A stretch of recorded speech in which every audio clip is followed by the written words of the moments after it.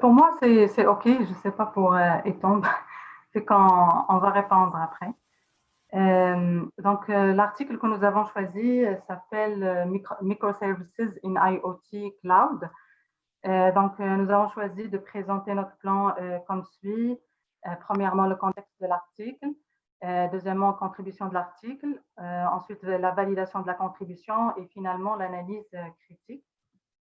Notre article a été écrit par Vlasios Tsiatsi, qui est entre autres co-auteur de plusieurs livres sur l'IDO, l'Internet des objets, et Konstantinos Vandika.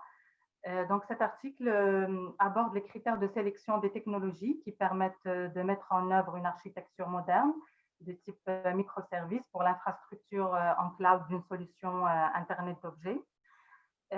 Pour cela, dans l'article, il nous présente une évaluation des performances de différents serveurs d'application de microservices, abréviation MAS, et de framework client-serveur. Un serveur d'application microservice, il a pour tâche de collecter des données à partir des appareils d'Internet d'objets et s'occupe entre autres de surveiller les pannes majeures, de sécuriser les accès aux ressources. Et le framework, c'est client-serveur, il fait partie intégrante d'un serveur d'application de microservices et a pour tâche la gestion des interactions entre les microservices et les sockets réseau. On passe à la contribution de l'article. Je laisse ma collègue. Alors, pour la deuxième partie, est-ce que vous m'entendez?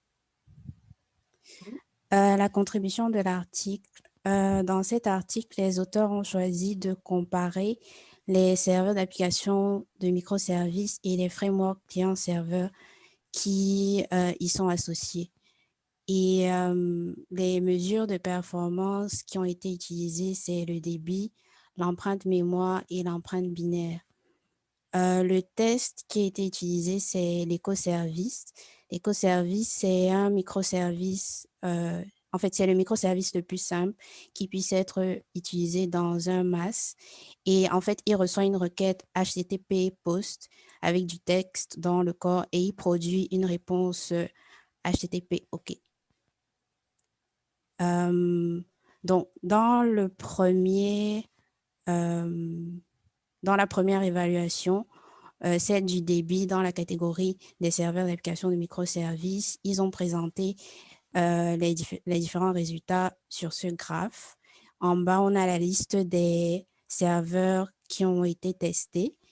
Et ici, l'axe des abscisses représente le niveau de simultanéité, donc le nombre simulé de clients. Et l'axe des Y représente le débit en termes de nombre de demandes par seconde. Ensuite, toujours dans l'évaluation du débit, cette fois-ci, ce sont les frameworks client-serveur qui sont testés. Et aussi, on a la liste des frameworks Netty, Tomcat, etc. Et on voit que le plus performant, c'est Jetty. Ensuite, comme deuxième évaluation, on a l'évaluation de l'empreinte mémoire. Ici, l'axe des X représente le niveau de simultanéité comme la dernière fois. Et l'axe des Y, c'est l'utilisation de la mémoire de la JVM exprimée en giga.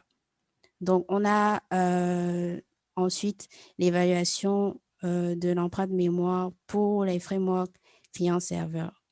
Donc, selon les mêmes critères que pour les serveurs d'application de microservices.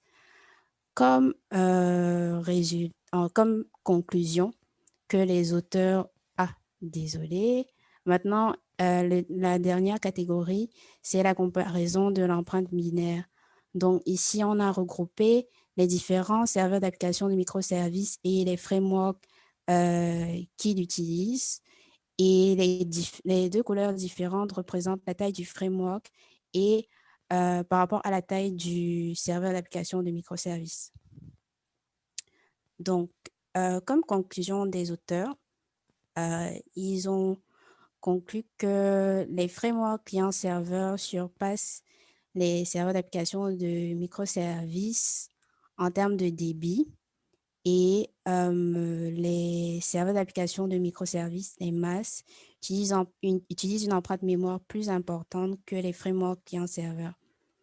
Et pourquoi? Parce qu'ils ont des fonctions supplémentaires. Donc, ça, c'est pour la contribution de l'article. Voilà, donc pour la validation de cette contribution, on a collecté comme 3 points. En fait, dans l'article, ils nous fournissent le code source qui contient l'environnement complet de test. Donc, on voit le lien sur l'écran. Ça nous permet de reproduire l'expérience et de l'étendre à d'autres masses. Ensuite, dans l'article, l'évaluation effectuée a été appuyée par des figures qui montrent les résultats obtenus. Et aussi, finalement, il y a eu une explication détaillée pour les conditions de l'expérience, comme ce qu'ils ont utilisé exactement, comme l'utilisation d'un Intel Core i7 à 3.4 avec 8 GB de RAM, système d'exploitation Ubuntu. Donc, ça permet d'avoir le même environnement de test. Et finalement, pour l'analyse critique, nous avons trouvé des points forts et des points faibles. Donc, pour les forces, bien sûr, le fait que les tests sont donnés en open source, le code source, fait que ça permet de reproduire la même évaluation et de vérifier les résultats ou d'aller plus loin pour implémenter, pour utiliser d'autres serveurs d'application.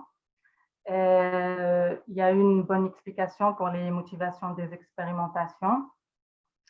Il y a eu des explications de certains concepts comme le système d'Internet d'objets et les microservices. Aussi, la structuration de l'article était bien. Et pour les conditions de l'expérimentation, ils ont été bien détaillés et clairs. Et finalement, les faiblesses. Donc, on a remarqué que le placement de certaines figures par rapport à leur explication peut porter à confusion dans l'article. Ensuite, pour l'expérience ou les tests qu'ils ont fait, on voit que le contexte d'expérimentation favorise JT comme framework client-serveur. Peut-être c'est comme ça influence les résultats. Et finalement, ils ont utilisé des masses JVM, mais pas des non-JVM.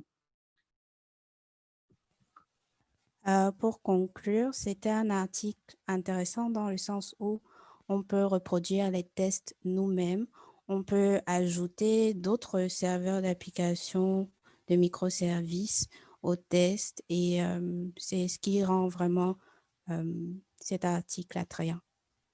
Merci. Merci.